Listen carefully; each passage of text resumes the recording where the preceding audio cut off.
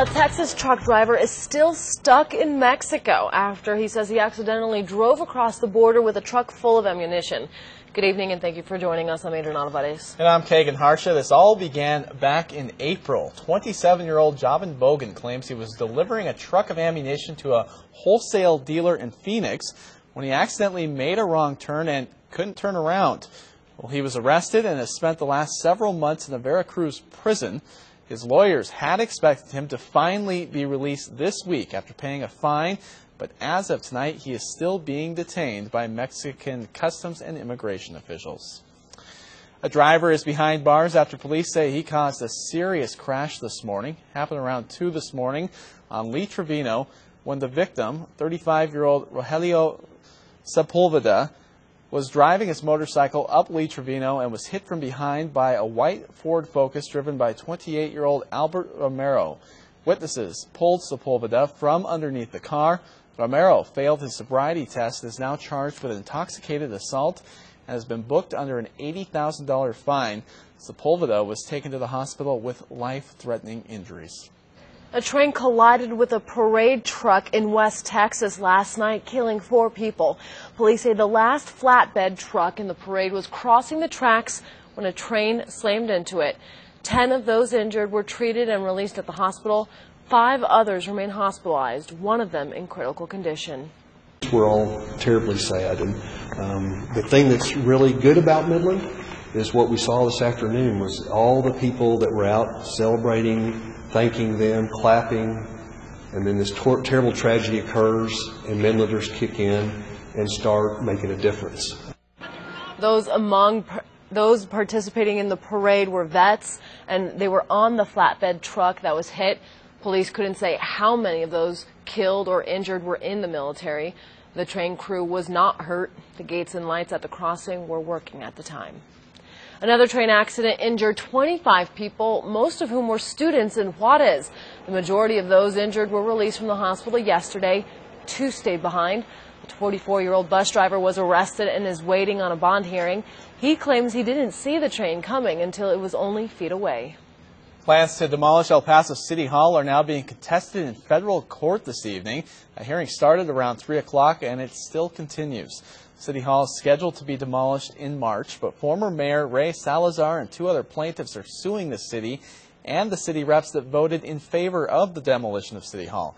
Salazar is one of 3 people who have taken the stand today. He was mayor when City Hall was built back in 1977, and he says the demolition and ballpark will cost citizens hundreds of millions of dollars. The group wants the judge to delay the demolition and for the item to be put on the ballot in the general election in May. Well, there was no break in the violence in the Gaza Strip today as Israeli and Hamas militants bombarded each other with airstrikes and missile rocket attacks. And although the fighting may be thousands of miles away, one local expert says we should be concerned. News Channel 9's Anusha Ross is here with that story. Anusha?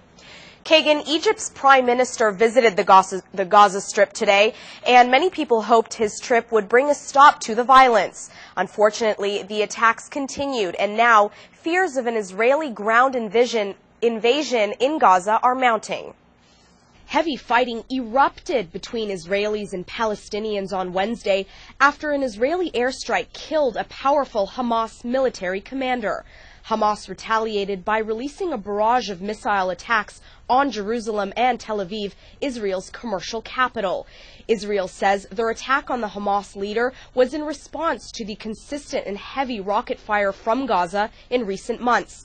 Israeli Prime Minister Benjamin Netanyahu vowed to protect Israel against attacks from Gaza. I'm glad to see that most of the governments of the world don't fall into the false symmetry of equating the terrorist aggressors with their civilian victims. And of course, Israel will continue to exercise this prudence and self-restraint while defending our citizens against terrorism. These attacks mark the biggest escalation between Israel and Gaza militants since the 2008-2009 conflict. Today, one local expert weighed in. The international community should be concerned anytime this is occurring because you are talking about an asymmetric conflict in which the Israelis can completely wipe out, and so therefore wipe out their opposition. and so there are concern about civilian casualties and things of that nature. Dr. Jenna's comments come as the violence escalates. Israel pounded Gaza with ferocious airstrikes all night Thursday into Friday morning. They've also mobilized thousands of its troops on the ground along the border with the Gaza Strip, signaling that a ground invasion may be near. If there will be peace, then there will be security and stability. But without peace, no one, nowhere in the world, and no one in Israel will enjoy security. And the death toll continues to rise in Gaza, with at least 20 people dead. That's according to Palestinian health officials. The humanitarian situation also continues to worsen, as it is becoming increasingly difficult to get supplies in and out of the area. Many fear Israel and Palestine are on the brink of a major battle. Reporting live in the News Center, Anusha Rasta, News Channel 9. Thank you, Anusha. Well, we went from cloudy to sunny, back to cloudy today. So what can we expect this weekend? Another yo-yo, Chuck? Well, you know what? Tomorrow, we will see periods of sunshine. I dusted off the interactive radar to see if there's any showers out there. A couple hours ago, we had a little spotty blip right over Hidalgo County. Now, the radar will be dotted. This weekend, you want to be sure to catch forecaster Russ Pappas over on Saturday and Sunday, and he'll show you a few little light showers. That's all we have the possibility for. Currently 59 in Las Cruces, 66 in El Paso.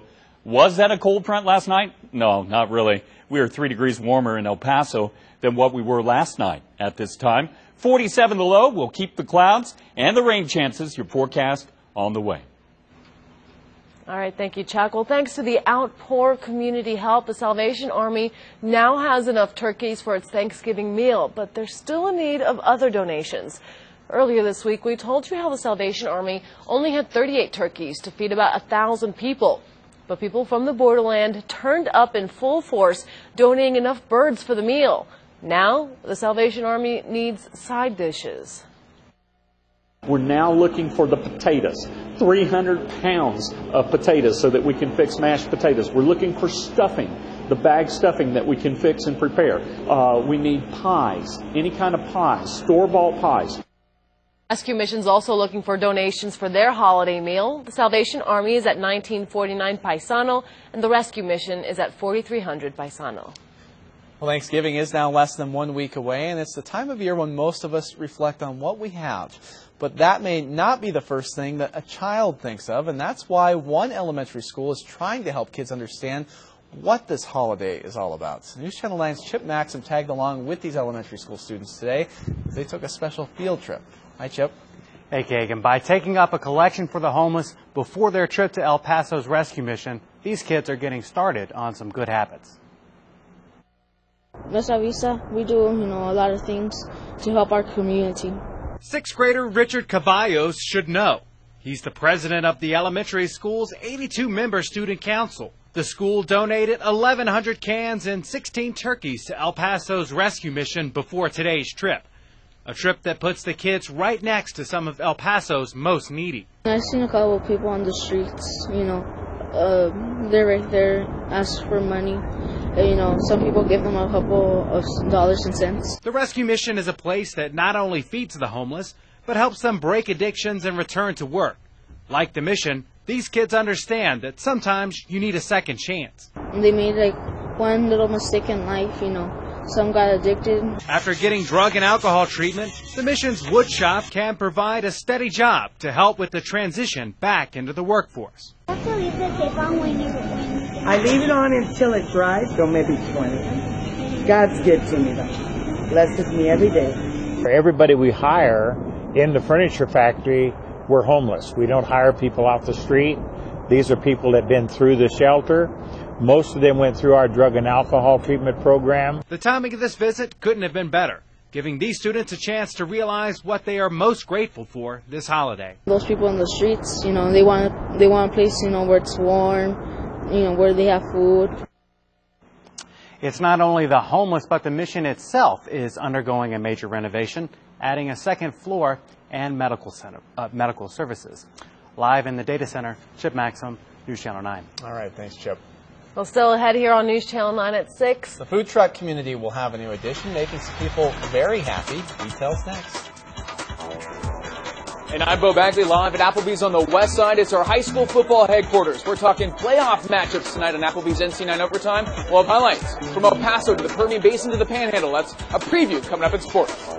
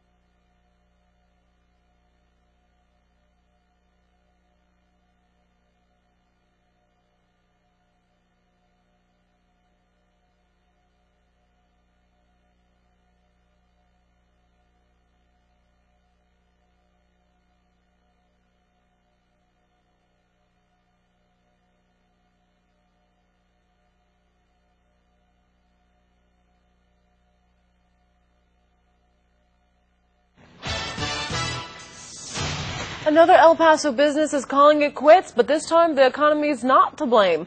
After 20 years in the Sun City, Lacey & Company is closing. The owners, Ellen and Charles Lacey, are retiring after 65 years in the jewelry business. They opened their first store several years ago. The store is offering up to 50% off, and the owners say the store will not close until the last piece of jewelry is sold. We will miss seeing the people and getting to know all the wonderful people we have in El Paso over the past 20 years, but there comes a time to retire as well. It's a great city to live in. They help to make our store one of the best in the nation, and we thank them very much for being our customers. The store's 15 employees were told about the closing 2 weeks ago, and now will have to find new jobs. The Lacey's say they'll stay in El Paso. Well, when many people think of food trucks, they imagine tacos, burgers, and fried foods. But one local business is making sushi mobile. El Paso can now welcome Moshi Box as a new addition to the food truck community. The food truck serves sushi to its customers from parking lots all over El Paso. They also cater. The owner of Moshi Box, Patricia Iniguez, says serving sushi out of a truck is no different than ordering it from a restaurant. It's prepared fresh. We have the refrigerators. Our sushi chef has been doing sushi for about 8 years. So, he's well educated on the sushi. Today was Moshi Box's first day in business. They're stationed across Del Sol Hospital in East El Paso. Dinner time. Can't wait. Yeah, always the perfect time of day for those food stories. Well, we still have so much more ahead. We're learning more tonight about the concerns New Mexico politicians have after Spaceport's announcement yesterday. We'll bring you an update in our second half hour. Okay, we'll see a few clouds drop some light rain around the borderland. Not a great chance. We'll take a look at the